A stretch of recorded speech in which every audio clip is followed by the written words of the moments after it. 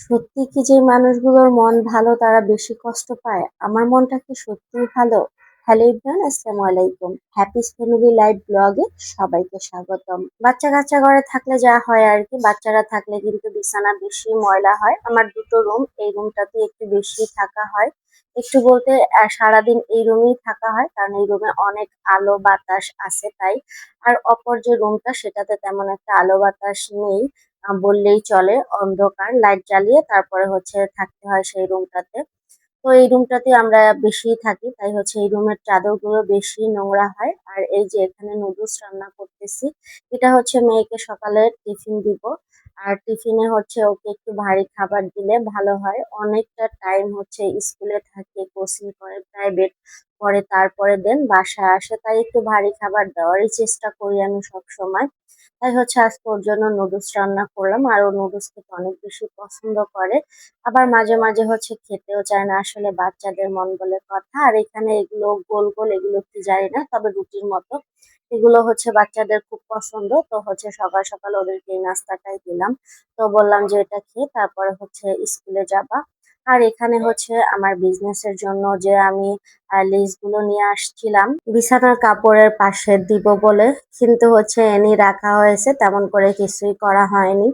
আমার সাথে কি হয় আসলে আমি জানি না। অনেক দিন আগ থেকে আমি ব্লগ শুরু করেছিলাম, তেমন একটা ভালো ফল পাইনি। এটা আমি আপনাদের সাথে আগেও শেয়ার করেছিলাম। এখন বিজনেসে নেমেছি, বিজনেসেও তেমন একটা ফল পাচ্ছি না।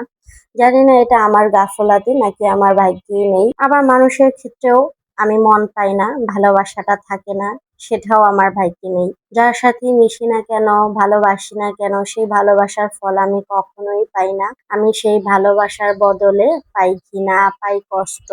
এটাই আমার সাথে হয়ে আসতেছে।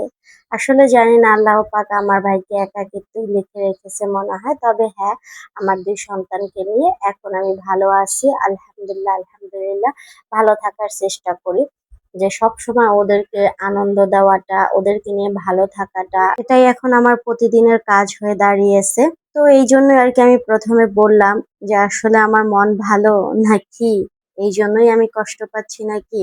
এখন আপনারা বলতে পারেন আপনি নিজেকে এত ভালো মনে করেন। হ্যাঁ, আমি আমার নিজের কনফিডেন্স থেকেই বলতেছি আমি অনেক ভালো।